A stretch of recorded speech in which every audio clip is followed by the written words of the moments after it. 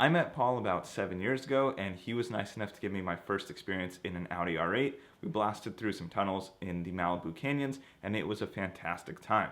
Since then, Paul has gotten a Porsche GT3RS, and he replaced the Audi R8 with a car that I love and a choice that some of you guys might find interesting. So I sent Paul over a list of questions so he can talk us through his decision to buy a Mazda Miata ND to replace the Audi R8, and he'll also mention some of the other cars he was cross-shopping, which are a little bit of a different level from the Miata. So, Paul, take it away. Paul, what cars have you owned in the past 5 years?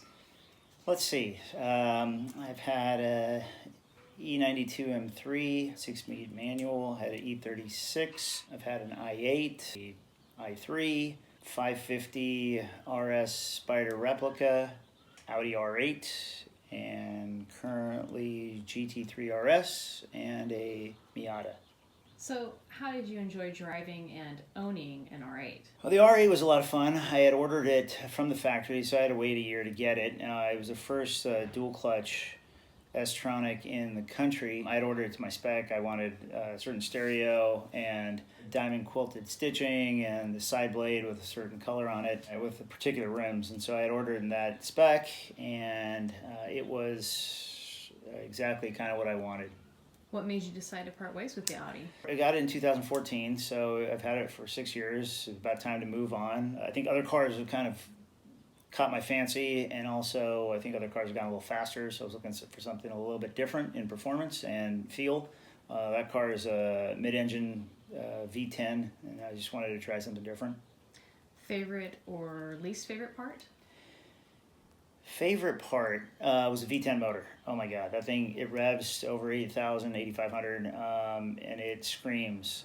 It's the engine's the same engine that's used in the Gallardo and the Huracan. It's such a great motor. Car looks, it's got amazing looks to it, so it's such a eye-catching design. And least favorite?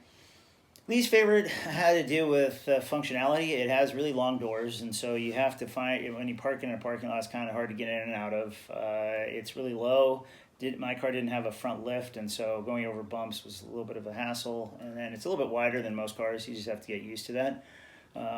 Otherwise, I loved it. So when parting ways, what cars made the shopping list? I had realized that I wanted a convertible. It was a matter of deciding what approach to take. I wanted something fun. It didn't have to be as fast as my other cars, and so I just wanted something that would be kind of fun to drive. I initially was thinking of M4 convertible, and then I had gone on a trip to Hearst Castle. One of my partners had given me his S-Class Cabriolet, and we ended up driving out there in that, and it was such a fun drive, being in a Grand Touring car that had a lot of power.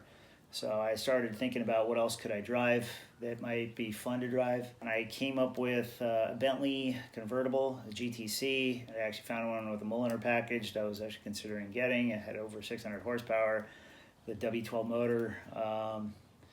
And then finally, it was the Miata. Miata was late to the game. I initially was going to go between the first two, but the Miata kind of got me thinking. I like driving cars, and so I wanted something that I'd have fun with, and so that's how the Miata came into play.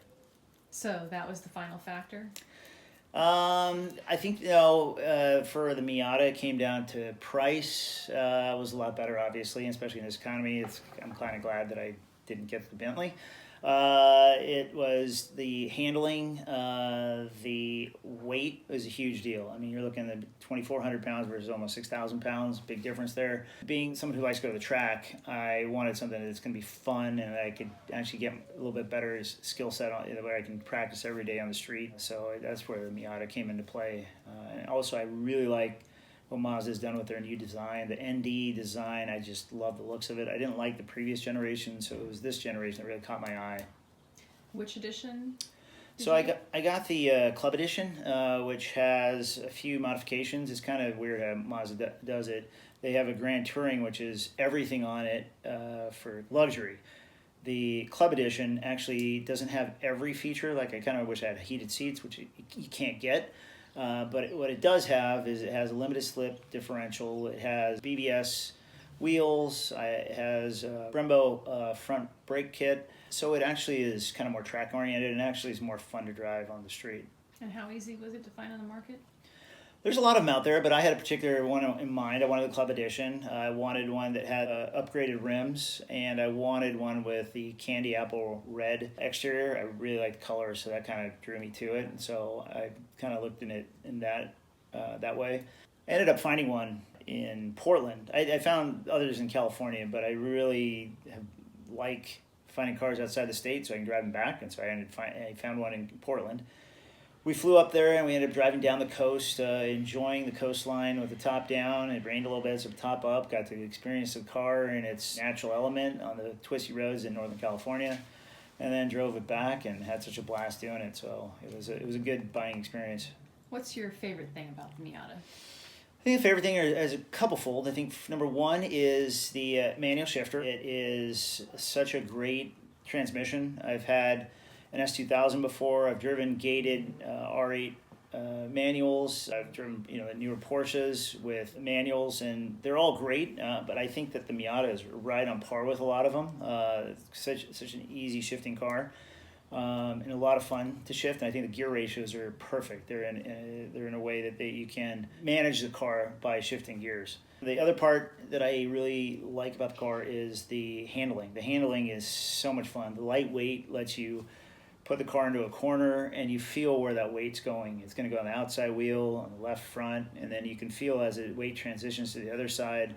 So you can really manage the weight of the car, and it's so evenly balanced that you don't have severe oversteer, you don't have understeer. It's right in between, which is such a great thing for a car. I'm looking forward to taking it to the track because of that. Now, what would you change?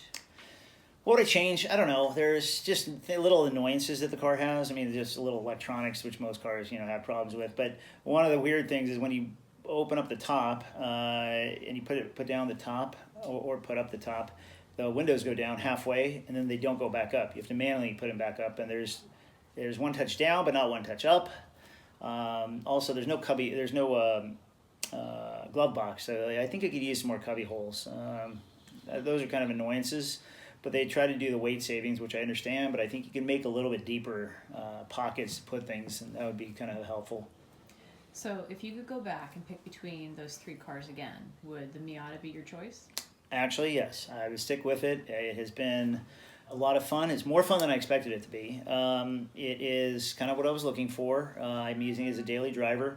I drive it hard to work, and I look down, and I'm doing the speed limit, as opposed to my GT3RS. If I were to do the same thing, it's going to be triple the speed limit. So I'm having a lot of fun with it. I'm rowing the gears. The engine's getting a full workout. So it's been a lot of fun playing with the car.